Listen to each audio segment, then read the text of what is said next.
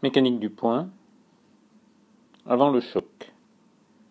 Étude dans le référentiel du centre de masse de deux masses qui vont rentrer en collision. Il s'agit de la conservation de la quantité de mouvement et de l'étude dans le référentiel du centre de masse, comparaison avec l'étude dans le référentiel du laboratoire. Dans le référentiel du laboratoire, par rapport à un point O, la masse petit m à la vitesse v se dirige vers une autre masse petit m qui est immobile dans le référentiel du laboratoire. Les deux masses 1 et 2 constituent un système isolé. Leur quantité de mouvement totale est égale à mv et c'est une constante. On fait un changement de référentiel, on passe dans le référentiel du centre de masse. Pour cela, on reprend la définition du centre de masse G.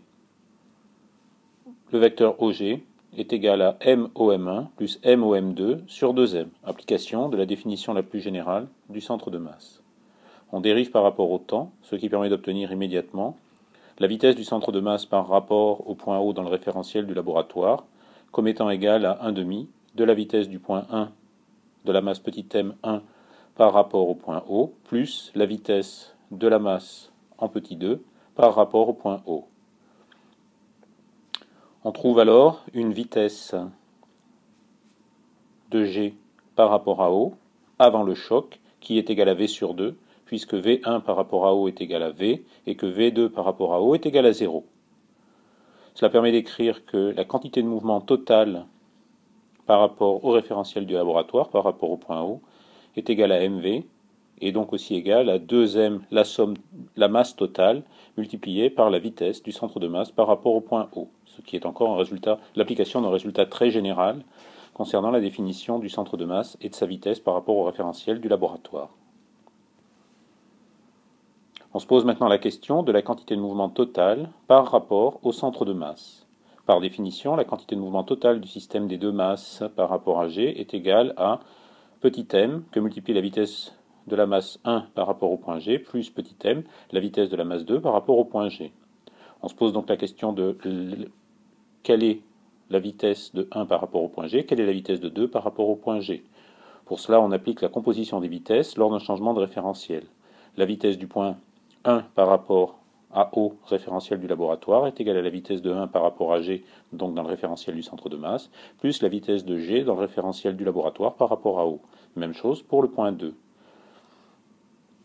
En appliquant maintenant le cas particulier où la vitesse de 1 par rapport à O est égale à grand V, la vitesse de 2 par rapport à O est égale à 0, on a vu précédemment que la vitesse du point G par rapport à O est égale à V sur 2, et on obtient immédiatement que la vitesse de 1 par rapport à G est égale à V sur 2, et la vitesse de 2 par rapport à G est égale à moins V sur 2.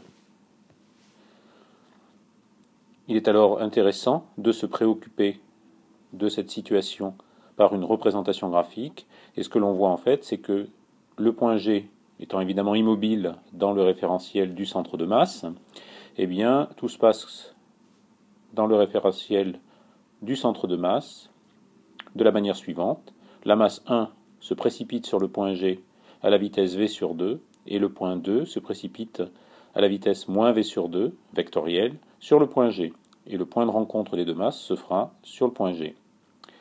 Dans le référentiel du laboratoire, le point G se déplace à la vitesse V sur 2. Maintenant, la quantité de mouvement totale par rapport à G, puisque c'est égal à M V1G plus M V2G, qui sont donc V sur 2 pour V1G et moins V sur 2 pour V2G, cette quantité de mouvement totale par rapport à G est égale à 0. Ce sera vrai en réalité, le système est isolé.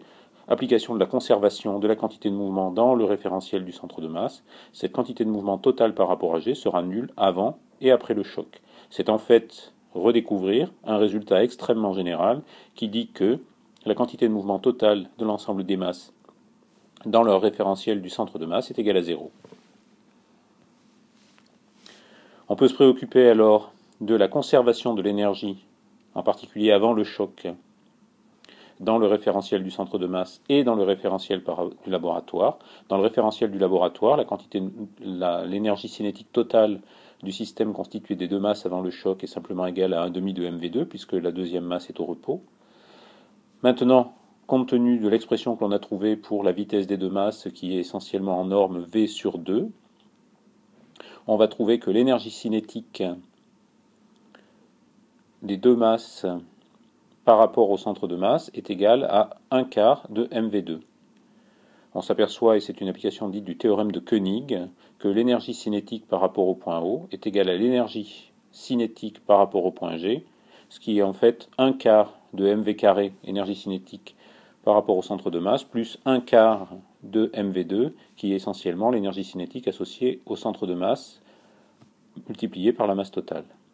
Voilà.